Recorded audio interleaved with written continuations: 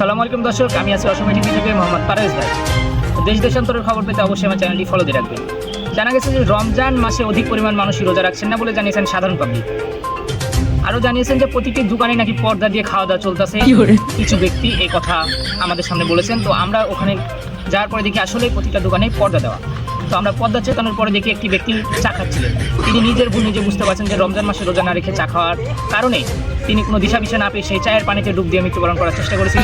But চায়ের পানি কম থাকার কারণে তিনি বেঁচে যায়। বিস্তারিত এখন বলার টাইম নাই, পরবর্তী কোনো নিউজে।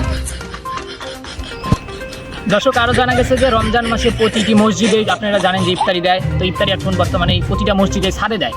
তো লাস্ট টাইমে দুইজন বন্ধু আসে, বাট প্লেট ছিল একটা বলে জানিয়েছেন ওখানকার সাধারণ পাবলিক।